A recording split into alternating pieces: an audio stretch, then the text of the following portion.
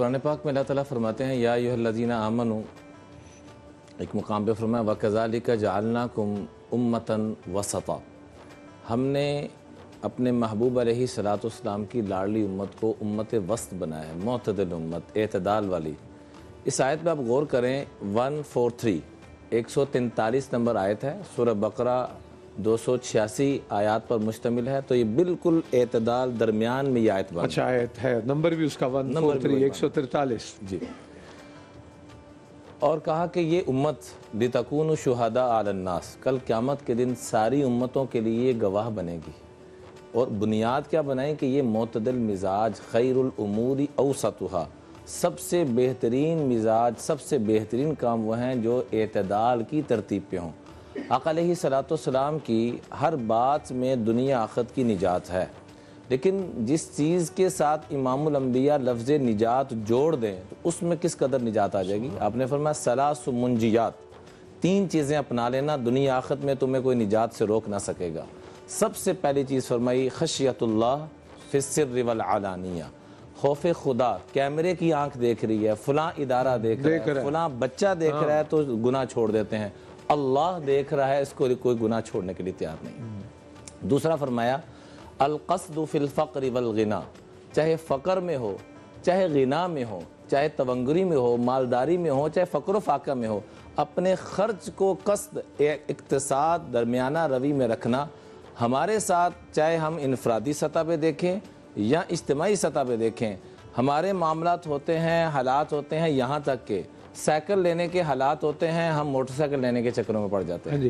Motor cycle کے حالات ہوتے ہیں، ہم مہران کے چکروں میں۔ جی، اب میں نے آپ نے بھی دیکھا ہوگا وہ عمرے کے لیے بھی قرضہ اور اس کے لیے بھی آ گیا اور جہیز کے لیے بھی قرضہ، مطلب یہ اب اکنامک ایکٹیویٹی ہے شاید۔ جی، یہ ایک بیماری آ گئی ہمارے اندر، اور یہ اسی نگاہ کے ساتھ چاہے ایک ریڑھی والا ہے، چاہے وہ ارب پتی ہے، وہ اسی فقر و فاقے کے ساتھ ترستی ہوئی نگاہوں کے ساتھ ہی دنیا سے چلا جاتا ہے، امام الانبیاء کی ایک بات چھوڑنے کی وجہ سے۔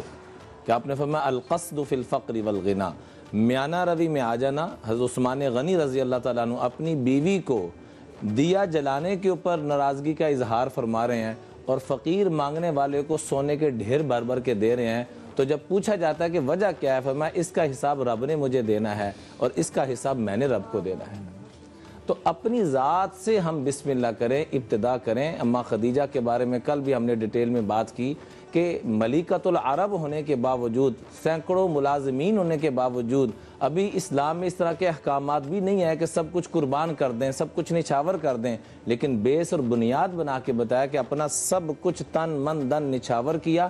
اللہ نے ان کو پوری امت کے لیے خیروں کا ذریعہ بنایا۔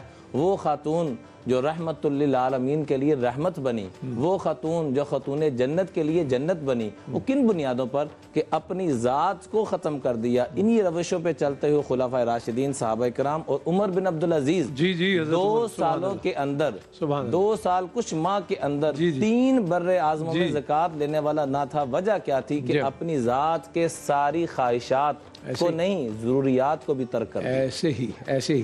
اچھا جی، خبر چونکہ خبر سے خبر بات نکلی، ہمارے جو وزیر اعظم اور جو کیبنٹ ہے اس نے تنخواہیں لینے سے انکار کر دیا۔ وہ کہہ رہے ہیں تنخواہ ہم نہیں لیں گے۔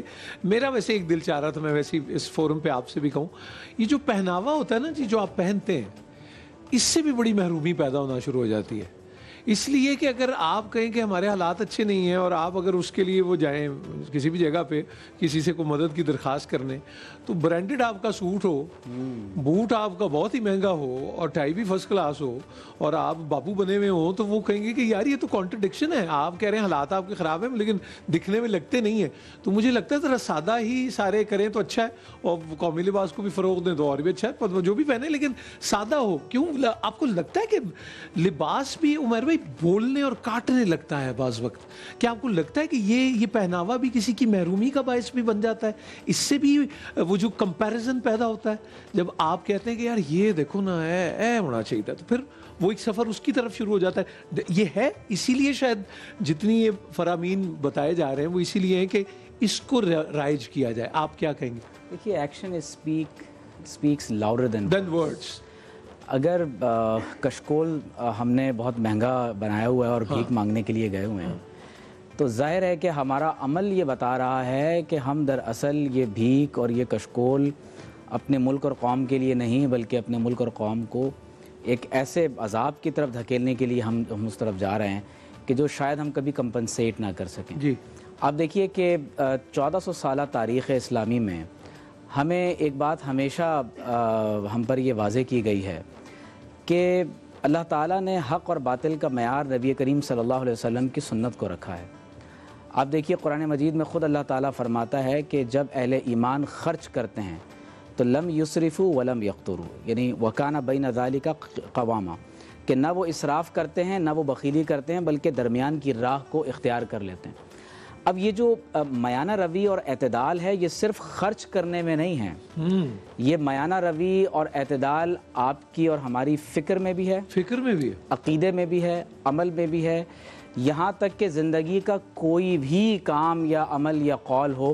آپ دیکھیے حضور علیہ الصلوۃ والسلام کیا فرماتے ہیں کہ جو اللہ اور آخرت پر ایمان رکھتا ہے اسے چاہیے کہ اچھی بات کہے یا خاموش رہے. یہ ہماری گفتار کا توازن ہے. اسی طرح آپ دیکھیے کہ عقیدہ اس یقین جازم کو کہتے ہیں کہ جو شک کو کبھی قبول نہ کرے. یہ جازم کیا ہوتا ہے؟ یہ میں نے نہیں سنا. ایک ایسی چیز جو یقینی حتمی ہو، جس میں کسی قسم کا کوئی شک موجود نہ ہو. بالکل صحیح. تو ابھی عاصم بھائی بھی یہی بات کر رہے تھے کہ عقیدے میں تو انسان غیر متزلزل ہوتا ہے اور پختہ ہوتا ہے، اور اسی لیے کہا گیا کہ ایک صاحب ایمان کے دل میں دنیا کی کسی بھی شے کی محبت ہو سکتی ہے لیکن جو شدید ترین محبت ہوگی اشد حبا للہ. لیکن یہاں پر میں ایک بات کہنا ضروری سمجھتا ہوں کہ اللہ تعالیٰ نے کیونکہ امت میں بیلنس پیدا کیا تو فرمایا یا اہل الکتاب لا تغلو فی دینکم. دین میں بھی بعض اوقات ریلیجیس ایکسٹریمزم انسان کو بیلنس سے ہٹا دیتا ہے. یہ ہم اس کو بالکل جوڑیں گے اور یہ یہیں سے اب دیکھیے ہم وقفے کی طرف بڑھ رہے ہیں، اور جب واپس آئیں گے تو اجتماعی کی سطح پہ جیسے آپ سوچ رہے ہوں گے کہ یار یہ میں اتنی باتیں سن رہا ہوں، میرے کرنے سے کیا فرق پڑے گا اور میں کیا کر سکتا ہوں، تو وہ ہم بات اب کریں گے کہ اپنی جگہ پہ ہم کیا کیا کردار کس طرح ادا کر سکتے ہیں.